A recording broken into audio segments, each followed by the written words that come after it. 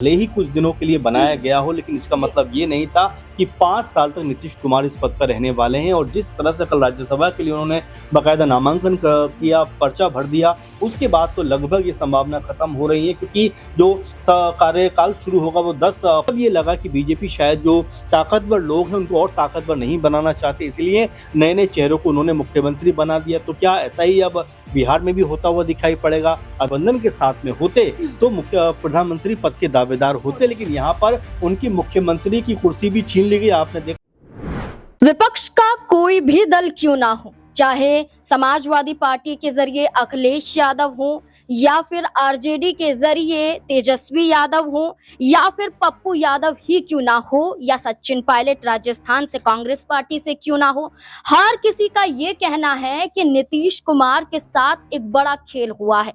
नीतीश कुमार के खिलाफ एक बड़ी साजिश रची गई है और नीतीश कुमार ने ये फैसला राज्यसभा जाने का दबाव में लिया है, और ये दबाव भारतीय जनता पार्टी के जरिए था। हाईजैक नीतीश कुमार कर लिए गए हैं। इतना ही नहीं, जहां विपक्ष ये दावा कर रहा है कि खुद ये फैसला नीतीश कुमार का नहीं था, तो वहीं जेडीयू पार्टी के तमाम कार्यकर्ता, नेता, विधायक की मांग है कि नीतीश कुमार को अपना फैसला वापस ले लेना चाहिए। अभी भी कई समर्थक जेडीयू ऑफिस के बाहर धरना प्रदर्शन कर रहे हैं। उनकी मांग है कि नीतीश कुमार को विचार करना चाहिए। नीतीश कुमार ने जो फैसला लिया है, ये फैसला ना ही उनके लिए, ना उनके बेटे के लिए और ना ही पार्टी के लिए सही है।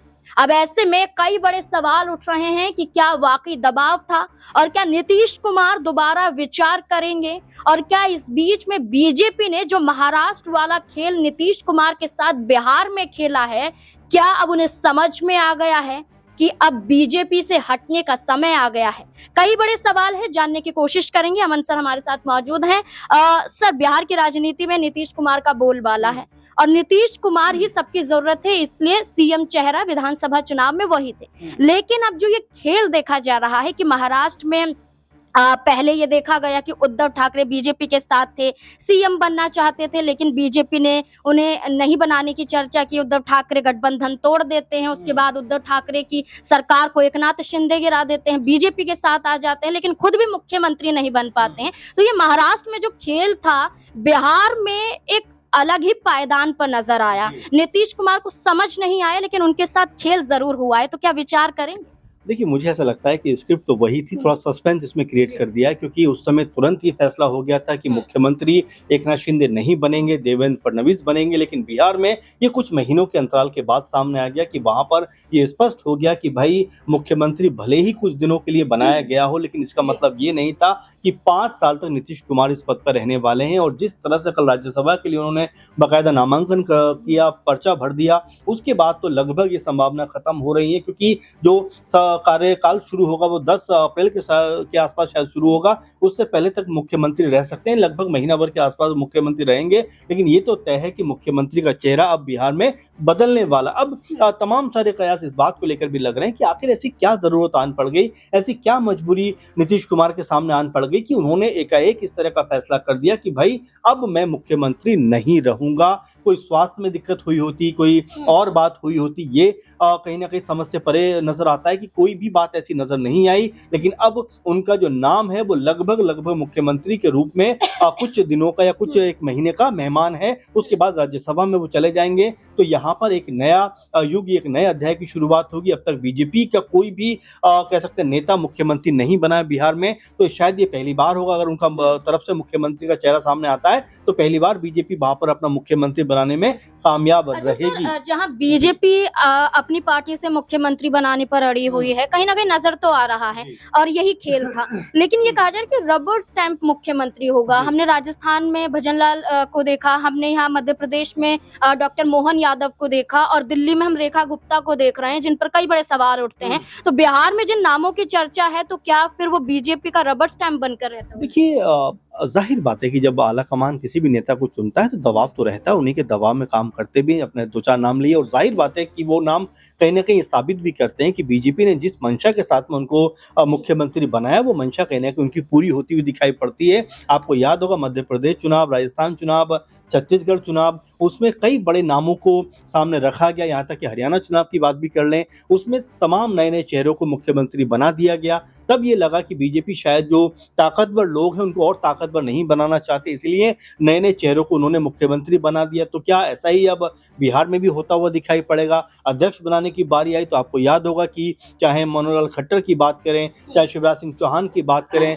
चाहे वसुंधरा राजे की बात करें, इस तरह के तमाम बड़े बड़े चेहरों का जिक्र हो रहा था। लेकिन जब अंतिम फैसला सामने आया तो उसमें नितिन नवीन जो कह सकते हैं कि सिर्फ विधायक थे और कभी भी सांसद नहीं बने, उनको बीजेपी ने अध्यक्ष बना दिया। तो रणनीति साफ है कि वहां बड़े पदों पर वो लोग जाते हैं जो कहीं ना कहीं सुनते हुए दिखाई देते हैं। अब ऐसे में जो मुख्यमंत्री बनेगा जाहिर बात है कि वो भी उसी तरह से होना चाहिए बीजेपी के लिहाज से कि जो उनकी बात को सुनता हुआ दिखाई पड़े। अब ये चेहरे तो कई सारे हैं, चाहे नित्यानंद राय की बात आप कर लें, सम्राट चौधरी की बात कर लें, विजय सिन्हा की बात कर लें, गिरिराज सिंह की बात कर लें, और भी तमाम चेहरे ऐसे हैं जो गाहे बगाए जिनका नाम इस समय चर्चाओं में है। लेकिन जैसा मैं कह रहा हूं कि जिन नामों पे अधिक चर्चा होती है बीजेपी उन पे ध्यान ना देकर एक ऐसे नाम को सामने ले आती है जिसके ऊपर कोई भी बिलीव नहीं करता है। दिल्ली में रेखा गुप्ता का जो सिलेक्शन हुआ था उसको लेकर भी शायद किसी ने सोचा भी नहीं था कि उनको मुख्यमंत्री बना दिया जाएगा। तो मुझे ऐसा लगता है बीजेपी अगर मुख्यमंत्री बनाएगी तो शायद इन चेहरों के अलावा कोई नया चेहरा चुनती हुई दिखाई पड़ेगी। अच्छा सर, तेजस्वी यादव ने कहा है कि नीतीश कुमार के साथ धोखा हुआ है, हमारे साथ होते तो ऐसा नहीं होता।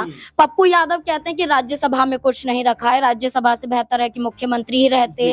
उनके बेटे का समर्थन करते हुए नजर आते हैं कि निशांत कुमार को होना चाहिए। सचिन पायलट भी यही कहते हैं कि हमारे साथ होते तो ऐसा नहीं होता। तो क्या मौके पे चौका मारने की बात हो रही है? देखिए नाज़मीन, अगर जब हम इंडिया गठबंधन की बात करें तो उसके सूत्रधार जो थे वो नीतीश कुमार थे, और नीतीश कुमार ने ही इस पूरे गठबंधन का सृजन किया था, बनाया था। लेकिन धीरे धीरे वो ही इस गठबंधन से अलग हो गए और बीजेपी के साथ शामिल हो गए, यानी एनडीए कुनबे में चले गए। और जब चुनाव होते हैं तो उनके पास में 12 सीटें आती हैं लोकसभा की। ये भी कहा गया कि अगर वो इंडिया गठबंधन के साथ में होते तो मुख्य प्रधानमंत्री पद के दावेदार होते। लेकिन यहाँ पर उनकी मुख्यमंत्री की कुर्सी भी छीन ली गई। आपने देखा अखिलेश यादव हो या फिर सचिन पायलट हो, तेजस्वी यादव हो, तमाम लोग एक सुर में ये बात कहते हुए नजर आते हैं कि उनके ऊपर दबाव बनाकर उनसे एक कुर्सी छीनी गई ताकि बीजेपी अपनी मनमानी करती हुई नजर आ सके, अपना जो चेहरा है, अपना जो नाम है वो मुख्यमंत्री के तौर पर बनवाती हुई दिखाई पड़े। क्योंकि इससे पहले चाहे सम्राट चौधरी हो या और भी तमाम नेता, उन्होंने एक बात जरूर कही कि अगर बिहार का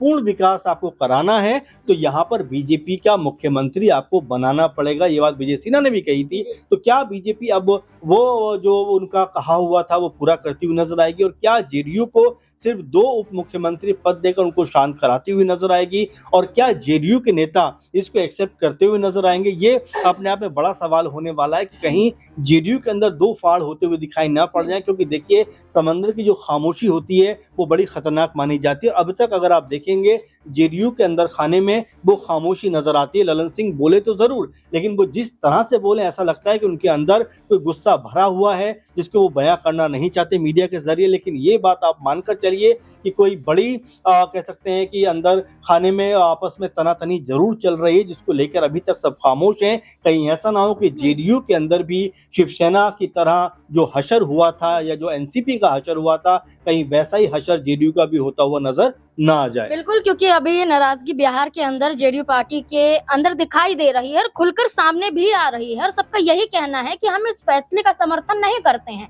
नीतीश कुमार ने जो फैसला लिया है वो फैसला सही नहीं है पार्टी के लिहाज से। अब देखना होगा कि आखिरकार बिहार में क्या होने वाला है। क्या नीतीश कुमार विचार करेंगे, क्योंकि बार बार कहते रहे मरते दम तक नहीं जाएंगे किसी के साथ, एनडीए के साथ रहेंगे, बीजेपी के साथ रहेंगे। लेकिन बीजेपी ने जो खेल किया नीतीश कुमार के साथ, अब वो सब देख रहे हैं और नाराजगी जेडीयू के अंदर है। अब आपको क्या लगता है कि वाकई नीतीश कुमार को अपने फैसले पर विचार करना चाहिए, अपना फैसला वापस लेना चाहिए? क्या है आपकी राय इस मुद्दे को लेकर? अपनी राय कमेंट सेक्शन में जरूर दें। देखते रहें SP9 न्यूज़। धन्यवाद।